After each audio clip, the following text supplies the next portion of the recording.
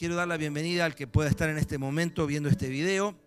Deseamos realmente que Dios también apele a tu vida, así como confío, Dios también lo esté haciendo en esta mañana entre nosotros. Lo que hoy voy a compartir, yo no suelo usar PowerPoint en los domingos, ¿no? Porque el PowerPoint te ata un poco, ¿viste? El PowerPoint es como que te quedas mirando la imagen, pero esta vez lo creí necesario porque el tema que vamos a tocar ayuda si tenemos algunas visualizaciones de conceptos o de frases, ¿no? Es un tema que hace tiempo me viene dando vuelta y Gabriel el domingo pasado habló de que el que tiene en Dios su fortaleza, ¿no? Y me acordaba cuando él invocaba esto, tuvimos la oportunidad de conocer en Italia el pueblo donde nació mi abuelo, y cuando recorríamos esos lugares que son muy bonitos del sur de Italia, veíamos que todos los pueblos están en la cima de las colinas. Si uno recorre Argentina, va a ver que la mayoría de los pueblos están en los valles, es decir, donde llegan los ríos. Y nos preguntábamos, y no le preguntamos a nadie, ¿por qué razón Italia tiene los pueblos, o Europa tiene los pueblos en las colinas, arriba, y Argentina tiene los pueblos en los valles? Y llegamos a esta conclusión que nadie nos la contó. Argentina nunca ha tenido un asedio, una guerra, una invasión. Y por lo tanto no tuvo necesidad de que sus ciudades fueran fortalezas. En cambio, esas ciudades, que son milenarias, han sufrido el asedio progresivo y constante de una enorme cantidad de pueblos invasores a lo largo de estos miles de años, tienen algunos de existencia. La ciudad de Matera, en el sur de Italia, es una de las 3 ciudades más antiguas del mundo. Desde la edad de piedra hay registro de actividad humana en ese lugar. Entonces las fortalezas se construyen arriba, no se construyen abajo. Si tu pueblo va a ser atacado, vos no construís en el valle, construís en la montaña. Y esto nos da pie, esta figura, a entender por qué vamos hoy a estar hablando de un concepto que tiene que ver con esto, con las fortificaciones, que son las fortalezas. Pero no vamos a hablar de ciudades amuralladas ni de castillos, sino que vamos a hablar de fortalezas espirituales. Fortalezas espirituales. Vamos a tratar de ir proyectando entonces. Ahora vamos a esperar que esté la proyección allí también. Por eso voy a hacer uso acá de la PC. Estamos con un Zoom, está la tecnología para que esté en sintonía con lo de allá. Así que puede fallar, pero vamos a tratar de que no pase. Fortalezas espirituales. Muy bien.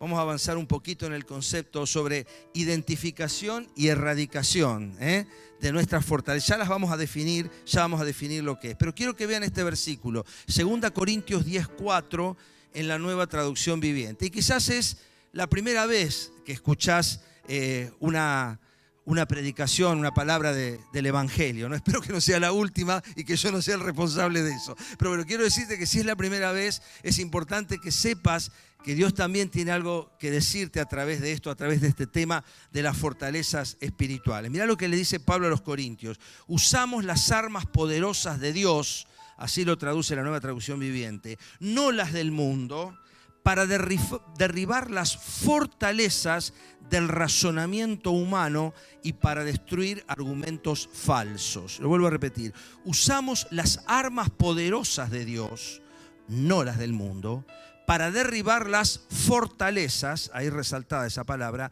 las fortalezas del razonamiento humano y para destruir argumentos falsos. Vamos a avanzar un poquito en esta idea. El diablo, para los que lamentablemente tenemos noción de su existencia, busca destruir todo lo que es de Dios. La Biblia dice que Él solo viene para matar, robar y destruir. El mundo ignora o se burla de la existencia del diablo, pero los cristianos sabemos que su presencia es real y todo su ejército también lo es. Y es en definitiva el causante, la eminencia gris, la sombra detrás de todos los males que padece este mundo. Dentro de las muchas armas que este ser poderosísimo, solo Dios es más poderoso que él, pero tan malo como poderoso, este ser que solo busca destruir lo que Dios es, usa 3 tipos de armas. Vamos a poner la primera. El pecado es el arma activa. Miren lo que dice Romanos 6:23. Romanos 6:23 dice: porque la paga del pecado es muerte, pero la dádiva de Dios es vida eterna en Cristo Jesús, Señor nuestro. La paga del pecado es la muerte. O sea, el pecado es un arma activa y busca destruirnos. ¿Qué es el pecado? Pecado también es una palabra que ha caído mal, pero pecado en realidad es toda forma de desobediencia a Dios. Es todo lo que, aún queriendo hacer el bien, no podemos hacerlo. Y el diablo utiliza el pecado como arma activa. ¿De qué manera lo hace? A través de las tentaciones, a través de un montón de cosas que busca que nosotros hagamos lo que a Dios le ofende, a Dios le hace mal. Las cosas que Dios le ofende no lo afectan a Dios. Cuando Dios nos dice que algo es pecado, no es porque en algo lo afectamos a Él, sino lo que ocurre es que Él sabe que esas cosas nos afectan a nosotros. Entonces, cuando Dios nos dice que algo es pecado, no es porque a Él le afecte en algo, sino porque sabe que eso que Él nos dice es pecado, en definitiva, al que somos afectados somos nosotros. Así que el pecado es un arma activa que el diablo utiliza contra nosotros. La segunda son las acusaciones, un arma pasiva. Ahí en Apocalipsis 12:10 dice que finalmente, en los tiempos finales, ha caído el acusador de nuestros hermanos, ¿no? Fíjense lo que dice: ha sido expulsado el acusador de nuestros hermanos, el que los acusaba día y noche delante de nuestro Dios. El diablo es un gran acusador, así que si a vos te gusta el ministerio de la acusación, yo quiero animarte a que no lo sigas, porque ya hay alguien que lo hace y mucho mejor que vos. Así que evitemos el ministerio de la acusación, porque realmente no bendice. Las acusaciones generan ansiedad y su fin es la parálisis. ¿Qué busca el diablo? Desacreditarte, desalentarte, desanimarte, a través de un montón de cosas que vos vivís en tu vida. ¿Ves que no sos tan bueno como crees que sos? Si yo sé lo que te pasa, si vos ahí en la soledad, cuando prendés la PC, yo sé lo que vos hacés, entonces ¿qué te la das de cristiano? ¿No? Y taca, y te va dando, y te pega, y a lo mejor vos no cometiste ningún pecado. Vos le vas a decir a una persona que ore: ¿cuánto estás orando vos por día? Por favor. El diablo permanentemente te trata de atacar con acusaciones que llevan al descrédito, te genera ansiedad y lo que busca es paralizarte. Muy bien, avanzamos un poquito más. Las fortalezas espirituales son el tercer alma y es un arma latente. Fíjense, el pecado es un arma activa, porque lógicamente nosotros hacemos mal y pecamos y nos hace mal. Las acusaciones son un arma pasiva, pero las fortalezas espirituales son un arma latente. Generan doble ánimo, generan descrédito, ¿no? Vamos a avanzar un poquito más. Voy a definir, de acuerdo a cómo lo define Edgardo Silvoso en un libro que se llama Que ninguno perezca, dice: una fortaleza es un estado de desesperanza, es un estado. Las fortalezas espirituales son un estado, es un estado de desesperanza que nos obliga a aceptar como inalterables aquellas situaciones que sabemos que son contrarias a la voluntad de Dios. Vamos a ser honestos con nosotros mismos. ¿En cuántas cosas vos y yo nos hemos resignado? No, esta situación es inalterable, esta situación es irreversible. La fortaleza espiritual, que ahora vamos a ver dónde se aloja y cómo actúa, te lleva a un estado de desesperanza. ¿Qué es el estado de desesperanza? Bueno, esto es imposible que cambie.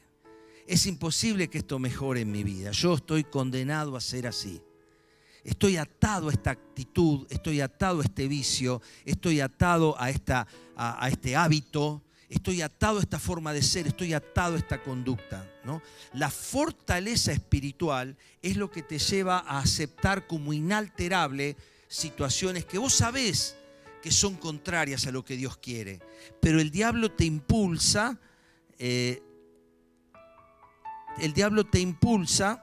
a que esas situaciones sean de manera o se vivan como de manera inalterable. Vamos a avanzar un poquito más con el mecanismo de las decisiones. Se me cortó el zoom allí, no importa. Ahí en sí Mateo va a seguir. Mecanismo de las decisiones. Vamos a ver cómo empiezan las decisiones, cómo tomamos nosotros decisiones. Vamos a la siguiente. Dice, primero hay un conflicto entre la mente carnal y la mente de Cristo. Es lo primero que aparece. ¿Por qué hay un conflicto? Porque nosotros, los cristianos, dice la Biblia, tenemos dos mecanismos de pensamiento. La Biblia dice que nosotros tenemos la mente de Cristo. Eso no significa que siempre pensemos como Cristo. De hecho, en general no pasa. Usamos mucho nuestra mente natural. La diferencia del cristiano es que tiene dos esquemas de pensamiento. A veces piensa como Marcelo, en mi caso, y a veces, cada tanto, se da que pienso como Dios quiere que piense. Estos dos esquemas, porque son dos esquemas distintos y en colisión, hacen que haya un conflicto permanente entre las dos maneras de pensar, ¿no? Entonces, es un conflicto que nace en la mente. Vamos a la siguiente, que dice, alimentamos la mente con esto. La mente se alimenta, se empieza a maquinar, empieza a darle manija a ese tipo de conflictos. Con la alimentación de la mente empezamos a construir paradigmas. ¿Qué es un paradigma? Un paradigma es una manera de pensar, ¿no? Hay un conflicto entre la mente. Voy a un ejemplo práctico. Cristo dice que vos sos una persona especial. Entonces, ¿y vos qué decís? Lo que te dijeron tus padres a lo mejor de chico. Vos sos un inútil, no servís para nada. Cristo dice, estás sentado con Cristo en el trono, pero tu mente que te dice, vos sos un inútil, un incapaz. Alimentás tu mente con esos mecanismos y empezás a construir un paradigma. Entonces, ¿qué es un paradigma? Es un esquema de opinión, un formato que nos impulsa a nosotros a actuar en base a ese paradigma. Si vos decís que sos un inútil, todo lo que encares en la vida lo vas a hacer de la plataforma de inútil. Entonces, no vas a poder encarar un trabajo, no vas a poder encarar una relación sentimental porque sos un inútil. No vas a poder cambiar de trabajo porque sos un inútil. No vas a poder terminar tu carrera porque sos un inútil. El esquema carnal termina construyendo un paradigma. A partir de los paradigmas elaboramos pensamientos. Y no, ¿yo qué voy a estudiar? No, ¿qué sentido tiene? No, ¿para qué? ¿Para qué voy a hacer esto? ¿Para qué? Yo un deporte, esta panza no la bajo más. Tengo un paradigma. Bueno, no pide. ¿Por qué se ríen? Voy a poner otro ejemplo que no tenga nada que ver con eso, ¿no? Construimos paradigmas, elaboramos pensamientos a partir de estructuras que nos condicionan nuestra manera. ¿Por qué? Porque a partir de los pensamientos, ¿qué ocurre a continuación? Tomamos decisiones. Tomamos decisiones. Ahora miren la escalera, ¿no? Ahí lo tenemos al revés. ¿Por qué está al revés? Bueno, poné la última. Claro, por eso ustedes me miraban raro. Porque acá en realidad está de abajo para arriba, ahí apareció al revés. Pero en realidad, en el PowerPoint original empieza de abajo hacia arriba. El conflicto en la mente carnal, mente de Cristo, me lleva a que yo alimente la mente con esa manera de pensar, construyo paradigmas, elaboro pensamientos, tomo decisiones y genero acciones, ¿no? No sé por qué está invertido eso ahí. Bueno, no saben, acá me hacen así también allá. Bueno, lo importante es que entendamos la idea global, que las acciones que tomamos, que es lo de arriba de todo, se alimenta de algo mucho más subterráneo, que es un conflicto en nuestras maneras de pensar. Alimentamos la mente con esas falsas enseñanzas, con esos falsos prejuicios.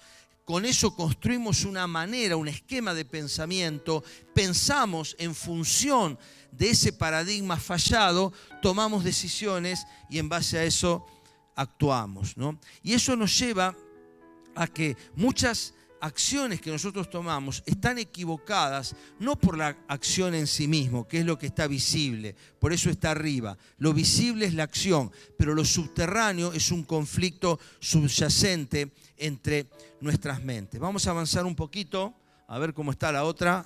Bueno, hay un esquema satánico y un esquema de una fortaleza espiritual. Y vamos a tratar de distinguir lo que es un esquema satánico versus una fortaleza espiritual. Vamos a la siguiente. El esquema satánico, fíjense lo que dice. 2 Corintios 4:3. El Dios de este mundo ha cegado la mente de estos incrédulos para que no vean la luz del glorioso evangelio de Cristo. Esta es la situación de las personas que no conocen a Jesús. Están cegadas. Y uno le habla a la gente no entiende. Y uno les dice, pero Dios te ama, y no lo comprenden. Pero vos tenés que cambiar, el poder de Cristo está en vos, y no lo comprenden. ¿Por qué? Porque hay un velo. El Dios que está en minúscula de este mundo, que es Satanás, ha cegado la mente de los incrédulos para que no vean la luz del glorioso evangelio de Cristo, ¿no? Y a veces nosotros tratamos que la gente que no conoce a Cristo actúe como si conociera a Cristo, y no podemos lograr eso. Y nosotros tenemos que entender, y esto lo digo a los cristianos de tiempo, que si a nosotros que conocemos al Señor y su palabra nos cuesta cambiar, ¿cómo va a cambiar a alguien que no lo conoce? El primer cambio que tiene que hacer una persona para entender lo que Dios quiere para su vida es entender que su cambio empieza por lo que hoy dijimos al principio, por recibir a Cristo como Señor y Salvador. No conoce la voluntad de Dios, no la puede hacer. Es como cuando nos pasaba en los famosos temas del aborto y tratamos de explicar espiritualmente el concepto. La gente no lo va a entender. No puede entender espiritual, no, pero Dios quiere que el nene lo es desde la gestación. Sí, claro que la vida está desde la gestación, pero vaya a hacérselo entender a alguien que no conoce los principios de Dios. Es un esquema satánico. El diablo ha ciega la mente. Ahora, vamos a avanzar a la siguiente, las fortalezas espirituales. ¿Qué dicen las fortalezas espirituales? Vamos a Romanos 7:22. Porque en lo íntimo de mi ser me deleito en la ley de Dios, pero me doy cuenta que en los miembros de mi cuerpo hay otra ley, que es la ley del pecado. Esta ley lucha contra lo que considero bueno y me tiene cautivo. Entonces la siguiente que dice, en este esquema se conoce la voluntad de Dios, pero no logramos obedecerla. Y díganme si no nos pasa eso a nosotros. Es Pablo, el apóstol Pablo, el que está escribiendo ahí en Romanos 7. En lo íntimo de mi ser, y habla en primera persona, yo me deleito en la ley de Dios. Y nosotros como cristianos nos gusta lo que Dios dice, leemos la Biblia, qué bueno, y alabamos, y hacemos bien, y levantamos los brazos, y clamamos, solo a Él la gloria es. Uy, Él es lo más importante. Y yo digo, sí, lo canto, pero uy, ¿cómo me cuesta esto? ¿No? ¿Cómo nos cuesta determinar? Sí, mentir está mal. Me cuesta. Sí, no debo enojarme, pero ¿cómo me cuesta? Conocemos la voluntad de Dios, pero no logramos obedecerla. Fíjense cómo nos pasa esto. Nos pasa esto y son fortalezas espirituales. Vamos a avanzar un poquito más. Vamos a tratar de diferenciar lo que es una fortaleza de una atadura, que son cosas distintas. Son cosas distintas. Las ataduras son pecados. Los pecados nacen necesariamente de algo malo, ¿no? Es algo que está mal. Dice la Biblia que el que hace algo que Dios no quiere, eso es pecado. Entonces nacen de algo malo. Y se rompen con confesión y renuncia. No hay otro camino. Yo digo, Señor, pequé contra Jehová, como dijo David, y lo estamos estudiando los martes. Confesión y renuncia, pequé contra Dios, listo. Confieso, renuncio, Cristo me perdona y seguimos adelante. Las ataduras, que pueden durar años, décadas, se rompen así, se rompen con confesión y renuncia, ¿no? Entonces, si vos estás atado por algo malo, por un vicio, por un pecado, sabé que Cristo vino justamente para deshacer las obras del diablo, así dice la Biblia. Cristo vino para deshacer las obras del diablo. Y deshacer significa derribar, desarmar algo que está mal. Cristo vino para deshacer las obras del diablo. Y déjame decirte que las cosas malas que pasan en nuestra vida no son porque Dios las quiere. Excede a los límites de lo que hoy estamos conversando, entender por qué le pasan un montón de cosas a gente buena. Pero lo estamos estudiando los martes. Hay una enorme cantidad de gente buena que le pasan muchas cosas malas. Y hay una enorme cantidad de gente mala que le pasa una enorme cantidad de cosas buenas. Estas desigualdades de la vida están escritas en la Biblia. Desde Job están escritas. Desde el primer libro de la Biblia se observan esas desigualdades. Pero el pecado lleva necesariamente a atarnos, son ataduras. ¿Vio como una atadura? Como cuando uno ata, disculpen la expresión, pero cuando uno ata un salamín que queda todo, o el matambre que queda todo atado y no puede salir de ahí. Bueno, las ataduras son pecados y solo se rompen. ¿Les gustó el ejemplo del matambre? Bueno, solo se rompen, qué hambre, ¿no? Confesión y renuncia. No hay otra manera de romper la atadura, porque el pecado la genera. En cambio, las fortalezas, del lado izquierdo, son esquemas de pensamiento. Y pueden nacer de algo bueno o de algo malo. Y les voy a decir, por ejemplo, cómo pueden nacer algo de algo bueno. Vamos a suponer alguno de los chicos de acá de alabanza, que dice, Bueno, la verdad que el Señor me ha llamado a la alabanza. Y pasan los años y siguen la alabanza. Y no, pero y te invitan, te dicen, ¿por qué no pensás en abrir tu hogar para hablarle de Jesús? No, mi don es la alabanza. ¿Y por qué no pensás que a lo mejor el Señor te quiere para trabajar entre los necesitados en un barrio marginal? No, lo mío es la alabanza. Y construyo a partir de algo bueno una fortaleza. Son esquemas de pensamiento. Miren, de corazón les decimos, los que trabajamos en el área de consejería, la mayor cantidad de problemas que uno enfrenta en el aconsejamiento pastoral no son problemas de opresión espiritual como si son ataduras espirituales, como si son fortalezas.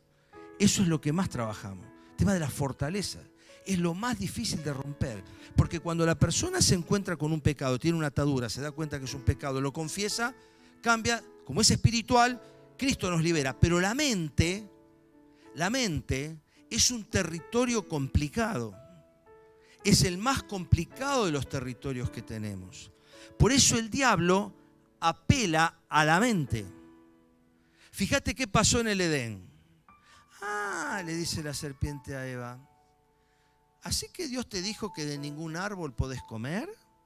No, le dice Eva, podemos comer de todos, pero de este no. Fíjate cómo empieza, así empieza la serpiente. Pero claro, porque Dios sabe que el día que comas de este árbol vas a ser como Dios, sabiendo el bien y el mal. Y entonces Eva, ¿qué vio? Vio que el árbol era agradable a los ojos y era bueno para comer y era codiciable para alcanzar sabiduría. ¿Pero a qué apeló la serpiente? A la mente. Cuando Cristo está en el desierto, si eres hijo de Dios, ¿por qué no le decís a estas piedras que se conviertan en pan? ¿Qué problema hay en saciar el hambre? ¿Hay un pecado en saciar el hambre? Por supuesto que no. Entonces, ¿por qué si tenés el poder no haces que estas piedras se conviertan en pan? El diablo siempre trabaja sobre la mente. Por eso, la única manera de romper las fortalezas es la renovación de la mente, transformando nuestro terreno en terreno de acción de Dios. Luis Palau solía decir, mente desocupada, taller de Satanás, en una frase de Luis Palau. Y cuando nosotros desocupamos la mente y no la ocupamos en lo que tenemos que ocupar, Satanás se hace un festín y empieza a trabajar ahí. Fíjense la diferencia entre fortaleza y atadura. Y yo te invito a que vos y yo pensemos en esto. Las cosas que nos limitan, las cosas que están condicionando tu crecimiento, las cosas que impiden que tu matrimonio progrese, las cosas que impiden que tu vida avance. ¿Qué es una atadura? O sea, ¿está ligado a algo que vos sabés que es pecado? Bueno, ahí hay que aplicar la sangre de Cristo, pedir perdón y salir adelante. Cristo lo hace. Que el diablo no te engañe, porque dice la Biblia que la sangre de Cristo nos limpia de todo pecado. Dice 1 Juan, no hay pecado grande que la sangre de Cristo no pueda alcanzar. Las ataduras se rompen con confesión y renuncia, porque Cristo perdona nuestros pecados. Eso dice la Biblia. Pero las fortalezas requieren de nuestra disposición a cambiar y a permitir que el Espíritu Santo entre. Vamos a avanzar un poquito más. Vamos a poner 4 características de las fortalezas espirituales. Avanzamos un poquito. Vamos a la primera de ellas. Se ubican en la mente. Eso ya lo acabamos de decir. La siguiente. Se suelen edificar a partir de pensamientos o razonamientos buenos. Y esto puede pasar. Porque toda fortaleza espiritual puede surgir de algo bueno, de algo noble inclusive. No, lo más importante en mi vida es la familia. Y uno dice, wow, ¿cómo vamos a ir contra ese concepto? Excepto que cuando lo más importante en mi vida es la familia, me impide hacer otras cosas que Dios quiere para mí. No, yo trabajo. En mi casa, el que trabaja soy yo, así que yo me dedico a trabajar. Que el resto de la familia haga lo demás. Y entonces vos lo único que haces en tu vida es laburar, que no está mal, es algo excelente, de hecho hay que hacerlo. Pero cuando eso se transforma en el todo de tu vida, No, yo vivo para trabajar, yo soy el responsable y está bárbaro, vos lo aplaudís a ese tipo de pie, bárbaro. Trae el pan a su mesa, gracias a él los chicos estudian, tienen cobertura de salud, bárbaro, extraordinario. Pero si eso es todo en tu vida, puede transformarse eso en una fortaleza espiritual. Yo soy acá en casa el que labura. Entonces, puede ocurrir que como sos el que labura, llegás a las 8 de la noche, Netflix. Entonces, la señora con los nenes, la señora con la comida, la señora con esto, y yo soy el que trabajo. Y nace de algo noble y algo bueno, pero es una estructura de pensamiento. No, mi viejo era así. Vos me decís que yo contesto mal, pero papá era así, ¿viste? Contra los genes no se puede, ¿viste? Es como que uno ya está. Yo soy así, nací A positivo y me voy a morir A positivo. Y eso es cierto para el grupo y factor, pero no es cierto para los demás. No es cierto, pero vos no, en mi casa era así. Mi viejo era así, yo soy así, el nene va a ser así también. Y lo declara. Y el nene sale así, obviamente. Estructuras, fortalezas de pensamiento que nacen a partir de razonamientos. Bueno, porque sí, el padre era así, es verdad. Pero no estoy condicionado a ser como mi viejo. Nacen a la sombra. ¿Qué dice ahí? La siguiente, por favor. Los traumas dolorosos suelen incubar fortalezas espirituales. Los traumas son heridas y pueden cultivar fortalezas espirituales. Yo con los hombres no quiero saber nada. No estoy hablando en primera persona, pero no quiero saber nada. Porque en casa mi viejo le pegaba a mi vieja. Con los hombres nada. Gran parte del extremismo feminista, no estoy hablando del feminismo bien entendido, sino del extremismo que hoy vivimos, es por el mal comportamiento, por los traumas vividos en la infancia por muchas niñas, por muchas mujeres. Y estos traumas generan fortaleza. Entonces, como no tuvo una buena relación con el padre biológico, no logra tener una buena relación con su padre espiritual. Porque el solo tema de que le digan padre, no, yo pienso en papá y pienso en algo que me lastima, que me duele. Y fíjense la enorme cantidad de personas, si ustedes con solo mirar las redes y lo que circula, van a ver la enorme cantidad de gente que hoy es pública y son famosos, que pasan por situaciones y en algún momento dado confiesan, no, porque en mi casa, porque cuando yo era chico, porque un tío. Los traumas generan fortalezas espirituales. Entonces, como mi papá era malo, todos los hombres son malos. Como me traicionó un médico, yo no creo en la medicina. No. Como el matrimonio de mis padres se rompió, mi matrimonio, o sea, las veces que he escuchado esto, como el matrimonio de mis padres se rompió, el mío también se va a romper. Los traumas suelen incubar fortalezas espirituales. Y hay que ver, y no me voy a poner a psicólogo improvisado porque no lo soy ni quiero serlo, pero muchas veces la fortaleza de lo vivido, la fortaleza de nuestra historia determina que hoy condicionemos nuestro accionar actual por esos mecanismos de la mente. Porque volvemos a lo que decimos antes, si la mente humana no es permeada por la mente de Cristo, a partir de eso elabora un pensamiento, un paradigma, una decisión y una acción. Y eso es inevitable. Eso es inevitable. Y cuando uno empieza a sacar las capas, como la capa de la cebolla, ¿cuántas veces llega y la persona se quiebra en llanto a descubrir que ese problema que hoy tiene para relacionarse con su esposa nace de una imagen distorsionada que hubo en su hogar? ¿Cuántas veces? ¿Cuántas veces? Los traumas dolorosos suelen incubar fortalezas espirituales. Y vamos al último. Crean un estado de doble ánimo. Crean un estado de doble ánimo. El apóstol Santiago dice en su primera carta que el hombre de doble ánimo es inconstante en todos sus caminos. Doble ánimo significa como tener una doble dirección. Miren, pongo un ejemplo que se me viene a la mente. Hubo una época en que teníamos el GPS físico. ¿Vieron el GPS que uno lo pegaba y que era GPS? Hoy todo el mundo maneja aplicaciones de GPS de los celulares. Pero hubo un momento en que uno contrastaba a ver si estaba bien, con el otro. Entonces resulta que el GPS físico le decía, mira, tenés que tomar la ruta 6, después doblar y llegás. Ahora, el celular, el GPS de la aplicación del celular, que tenía otra configuración para elegir, te mandaba por otro lado totalmente distinto. Entonces vos decís, ¿a cuál le hago caso de los dos? ¿No? ¿Cuál agarro? Y terminabas agarrando el que a vos te parecía. Es como en la vida, el doble ánimo es como en la vida tener dos GPS que te marcan caminos distintos. Y entonces en algún momento te vas a encontrar en el dilema. Por eso Santiago, el apóstol Santiago dice que es inconstante en todos sus caminos. ¿Por qué? Porque agarra por ruta 6, no. Mira, termina siendo un híbrido y tarda 2 horas más en llegar porque agarró parte del GPS físico, parte del otro GPS y terminó haciendo un zigzag y se perdió. ¿Por qué? Porque no agarró ninguno de los dos. Es inconstante en todos sus caminos.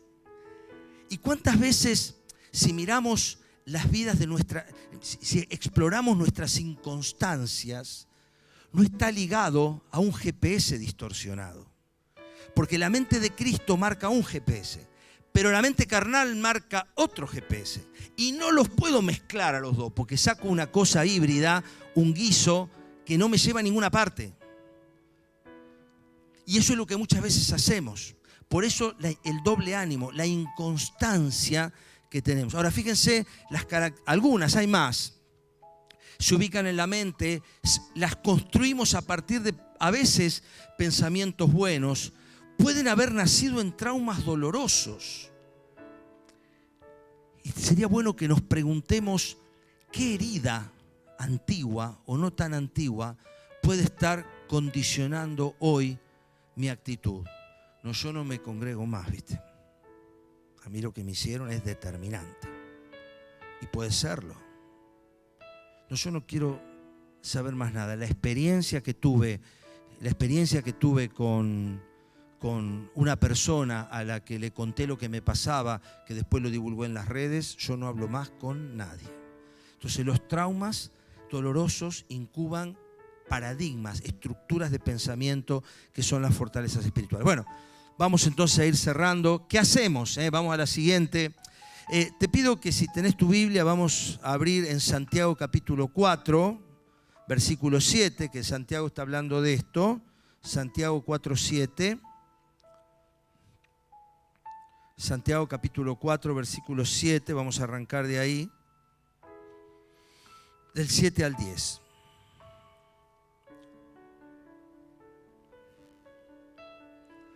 Miren lo que dice.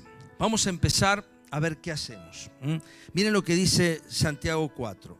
Someterse a Dios. Vamos a lo primero. Mirá lo que dice Santiago 4, 7. Sométanse pues a Dios. Y acá empieza lo más difícil de todo. Porque como siempre, esto es lo más complicado. ¿Por qué? Porque nosotros somos soberbios. Y no, ¿qué tiene que decirme Dios lo que yo tengo que hacer? Nunca vamos a decirlo, pero muchas veces lo actuamos. Alguien dijo que la puerta de la salvación, aparte de ser angosta, es bajita, para que uno tenga que entrar agachado, que nadie pueda entrar parado a la salvación. Y es verdad, porque el gran sermón del monte, el más grande de todas las prédicas jamás anunciadas, empieza así. ¿Cómo empieza? ¿Quién se acuerda cómo empieza el sermón del monte? Bienaventurados los pobres en espíritu, porque de ellos es el reino de los cielos. ¿Y qué quiere decir pobre de espíritu? Es lo contrario a un espíritu altivo, a un espíritu soberbio, a un espíritu altisonante, donde yo me presento delante de Dios y acá estoy yo, ¿viste? Y si te gusta bien, y si no también. Ese espíritu altivo, ¿no? Parece que hay varios acá de... Ese espíritu, el someterse a Dios, someterse. No, yo no me someto ante nadie. No me someto ante nadie. Claro, una cosa es ese nadie y otra cosa es el Señor. Entonces, someterse a Dios es lo que más nos cuesta. Y si somos honestos con nosotros mismos, vamos a ver que ahí está el primer paso, que a veces es el que más cuesta. Dice, bueno, estoy dispuesto a hacer lo que Dios quiere. Estoy dispuesto a decir, sí, Señor, está bien, entiendo que esto es así. Estoy dispuesto a deponer mi orgullo, mi autosuficiencia, el siempre lo hice así. A mí esto nunca me funcionó. El someterse a Dios es empezar creyendo que hay un camino alternativo al que hice hasta ahora y que me puede llevar a un resultado diferente. Fue Einstein y no San Pablo el que dijo que si seguimos haciendo las mismas cosas vamos a seguir obteniendo los mismos resultados, ¿no? Entonces es inútil tratar de mejorar en el GPS que me lleva a cualquier lado, o me va a llevar siempre al mismo lado. Qué importante es esto. ¿Cómo está mi orgullo? ¿Cómo está si uno lee la Biblia y lo que venimos estudiando los martes, vamos a ver que el problema del orgullo, las veces que al pueblo, para los que están haciendo el estudio de los martes, las veces que Dios le dijo a los reinos de Israel que cambiaran su actitud, siglos se los estuvo diciendo, por una enorme cantidad, y no cambiaron, finalmente cayó Babilonia y los destruyó, y después hasta el propio Jeremías dice, pero ¿por qué nos pasó esto? ¿Y por qué nos pasó esto? Trata de ver lo que te pasó antes y ahí te va a tener la explicación. Entonces, el someterse a Dios, pero hay algo más.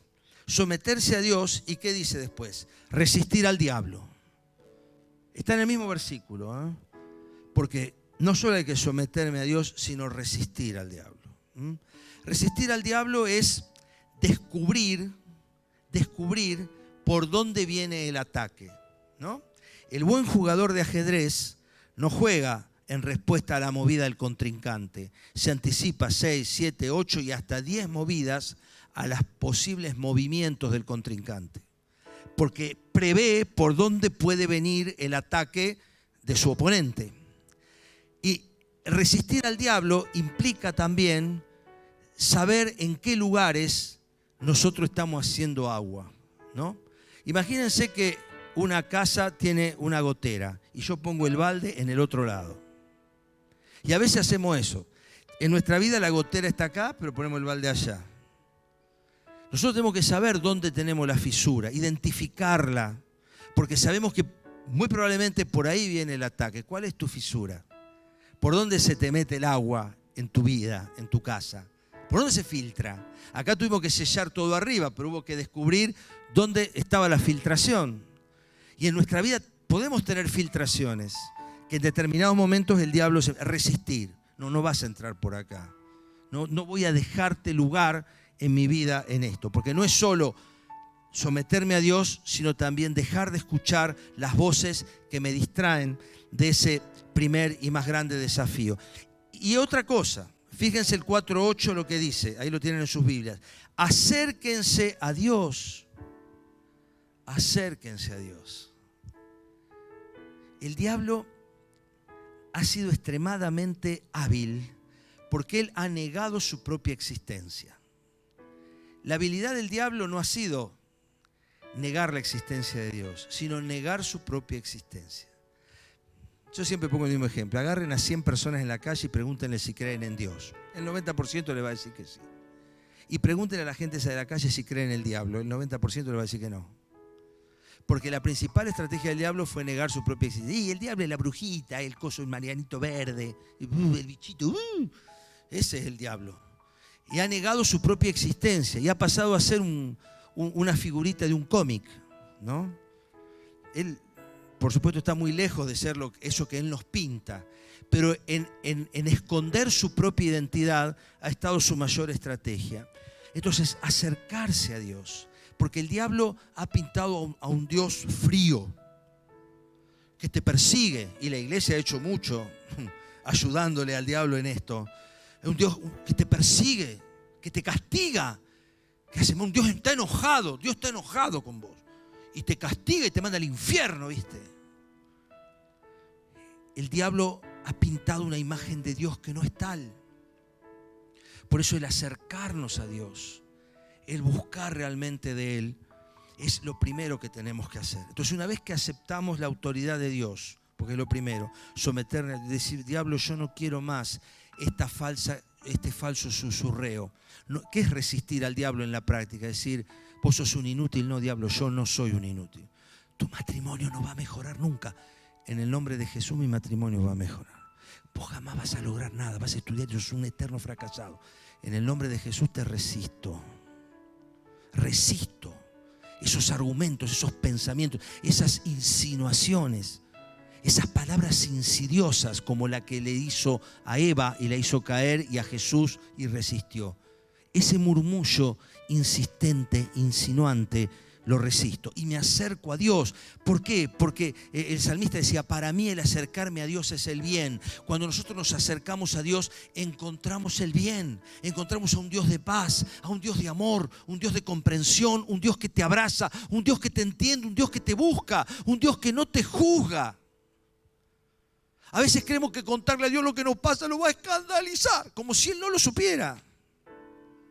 Dios ya lo sabe antes que vos lo hagas. Y te sigue amando y me sigue amando. Eso es lo maravilloso. Acérquense a Dios. Permitan que Él se acerque. Fíjate lo que dice el 4:8. Permitan que Él se acerque. Acérquense a Dios y Él se acercará a vosotros. Pero fíjate que tiene que haber de tu parte una iniciativa. Yo quiero buscar a Dios y Dios, ese solo hecho tuyo, esa insinuación que a veces es apenas una actitud de lo profundo del corazón, de acercarte a Dios, gatilla que Él se acerque. Dios quiere acercarse a vos. Dios quiere producir un cambio radical, pero permitile que Él se acerque.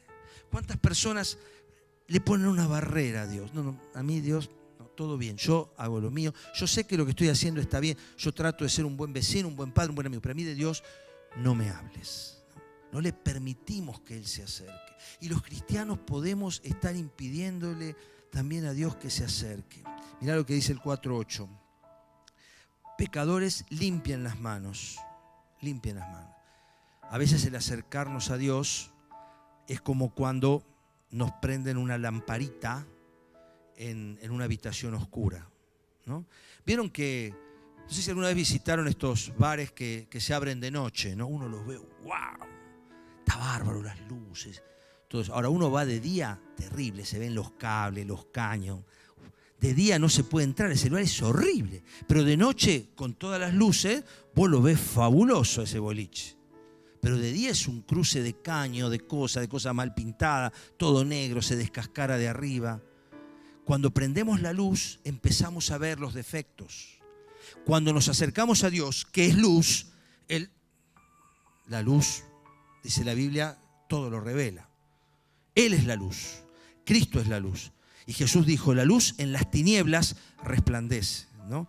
Y el propio Juan dice que a veces no queremos acercarnos a la luz para que no se pongan en evidencia nuestras malas obras. El acercarse a Dios puede revelar, pero qué bueno saber que Él juntamente con esa revelación nos da la solución. Porque Él no te va a decir, pecador, te vas al infierno. Te va a decir, arrimate, vengan a mí todos los que están trabajados y cargados, dijo Jesús. Yo los voy a hacer descansar, vengan a mí. Vengan a mí. Cuando venimos a Cristo, todo pecado se perdona. La sangre de Jesús, cuando media la confesión y el arrepentimiento, hay restauración, hay limpieza. Y ahí dice, y los de doble ánimo purifiquen sus corazones. Ahí están los dos, está la atadura y está la fortaleza espiritual. La atadura requiere confesión, la fortaleza espiritual, el doble ánimo, requiere purificar, limpiar ese sentido, ese camino doble. Purifiquen los corazones. Y también puede pasar esto. 4:9. Afligíos y lamentad y llorad. Vuestra risa se convierte en lloro y vuestro gozo en tristeza. Wow, qué mala onda este muchacho Santiago, ¿eh? ¿Por qué quiere que mi risa se convierta en llanto? Porque a veces nuestra risa oculta lo que pasa, ¿no? ¿Cuántos cómicos se suicidaron?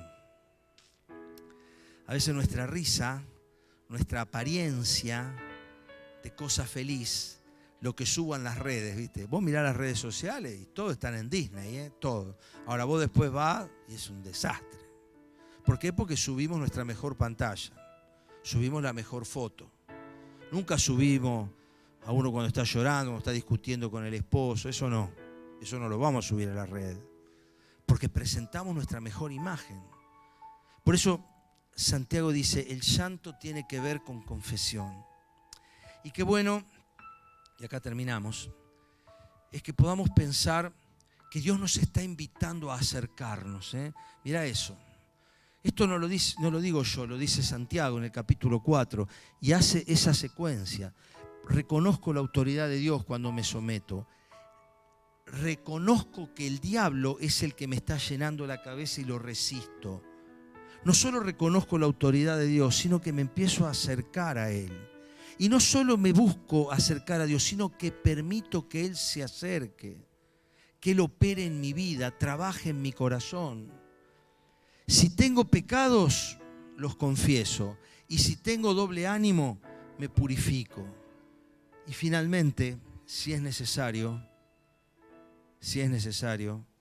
lloro. Vamos a cerrar nuestros ojos. Yo quiero invitarte a que podamos hacer algo personal, íntimo con Dios y que nos ayude en esta mañana a todos, a mí también, a poder reconocer delante de Dios que tenemos una necesidad profunda, única, especial, individual y que Él conoce. Señor, queremos orar en esta mañana. Te invito ahí donde estás a tratar de hacer un test espiritual, un autoexamen, una evaluación personal.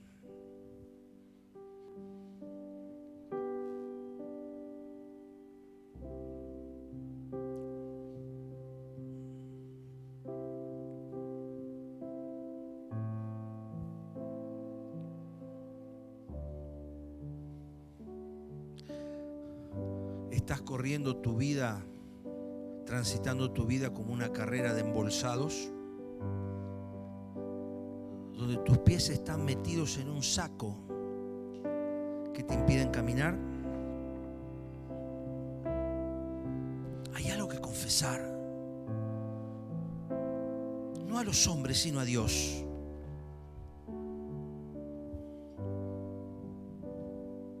Hay algo que requiere renuncia.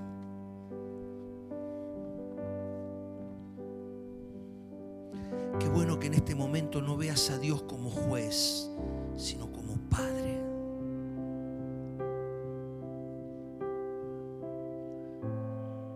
Que en esta mañana puedas decir: Señor, recibo tu abrazo.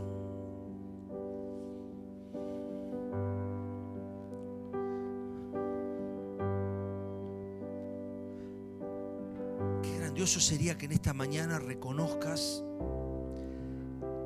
que hay fortalezas espirituales y puedas decir: no quiero pensar más de esta manera. En Efesios capítulo 4 dice en una traducción: cambien la manera de pensar para que cambie la manera de vivir. Otra traducción dice: renuévense en el espíritu, en la actitud de su mente.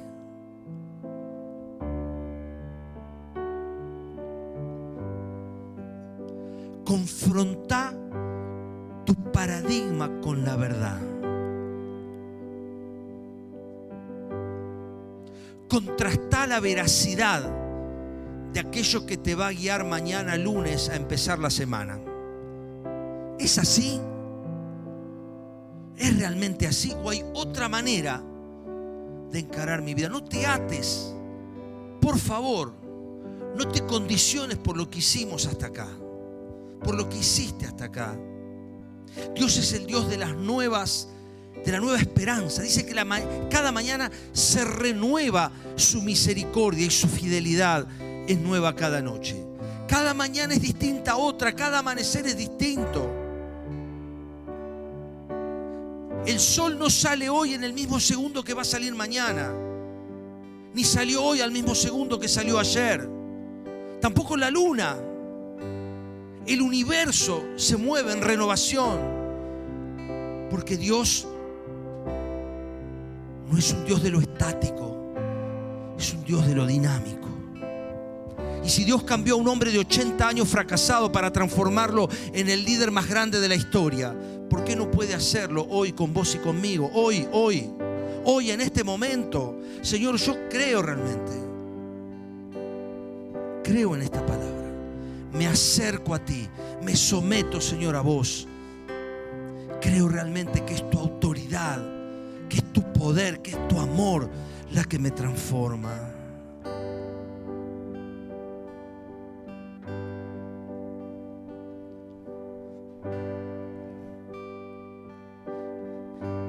Siento a veces que nos pesa tanto la historia. Nos pesa tanto el viejo paradigma. Nos pesa tanto el trauma. Dios invirtió 1 año en sacarle el trauma a Moisés. 1 año. Y 10 años en sacárselo a David. 10 años. Dios quiere transformar nuestro corazón para llevarnos al lugar que Él realmente quiere que estemos. Dios no quiere que estemos confinados al banco de suplentes. Dios te ha hecho para vestir la camiseta de titular en el reino.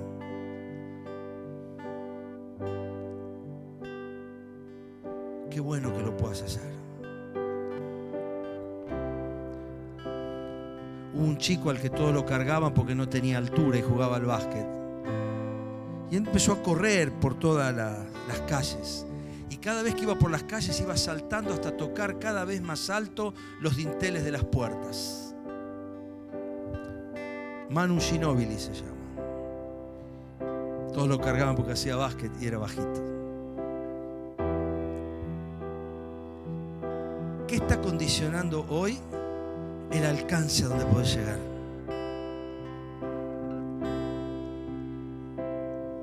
Un paradigma, algo que te dijeron, un trauma que viviste, una fortaleza de la mente. Qué bueno pensar que Dios abre nuestra cabeza, abre nuestro corazón, porque quiere que despliegues todo lo que Él te dio. Todo lo que Él te dio. Cada ser que nace en este mundo nace con un bagaje tremendo de potencialidad. Todos los seres humanos, todos. Pero depende tanto de nosotros que usemos eso que Él nos dio. ¿Por qué no hoy no liberás ese potencial que Dios te dio, renunciando a cárceles de pensamientos, de paradigmas y de estructuras? ¿Acaso hay algo imposible para Dios? ¿Acaso hay algo imposible para Dios? Si Dios sacó caminando una persona que ya estaba corrupta por 4 días, muerto en la tumba, ni vos ni yo estamos en esa situación. Entonces Dios te puede levantar de donde estás. Vamos a romper ese mecanismo de pensamiento. Quiero animarte a que te pongas de pie realmente y digas: Señor, todos nos ponemos de pie. Señor, quizás puedas hacer esta oración y puedas decir: Señor, creo realmente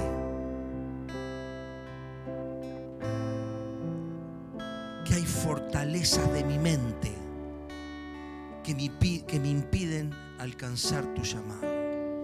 No, yo soy muy joven, dijo Jeremías. No, yo no sé hablar, dijo Moisés. ¿Cuántos argumentos? ¿Cuántas excusas?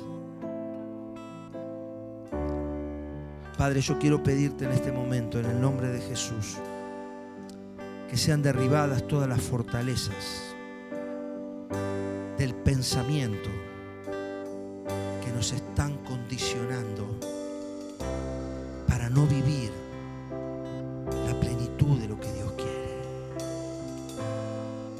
Señor, renunciamos en este momento.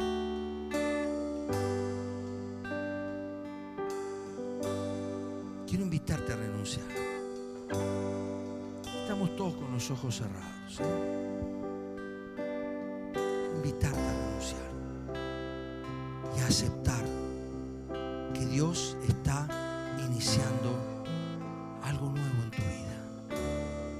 Vamos a romper esos esquemas.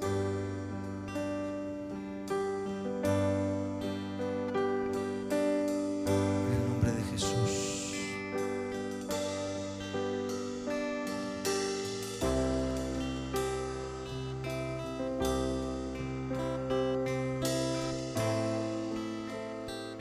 Señor, queremos darte gracias.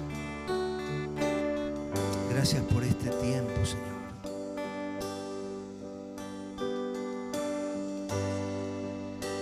Gracias, Señor. Queremos pedirte, Padre, que en tu poder y en tu gracia nos ayudes a todos a renovar nuestra mente, renovar el espíritu de nuestros pensamientos y a creer que Dios tiene el poder y la autoridad de hacernos libres. Señor, que tu Espíritu Santo nos renueve. Renuévanos, Señor. Renuévanos, Señor. Me gustaría que terminemos orando de a dos nuevamente, Pero antes de orar, quisiera invitarte a que no descuides lo que hoy hemos conversado y que realmente pueda haber en tu corazón una disposición a que sea Dios el que quiebre las estructuras, los modelos de pensamiento, los falsos paradigmas que te impiden alcanzar aquello para lo cual fuiste alcanzado tú. Yo mismo no pretendo haberlo alcanzado, decía Pablo, sino que prosigo. Estaba en una cárcel, prosigo para alcanzar aquello para lo cual fui también tomado por Cristo.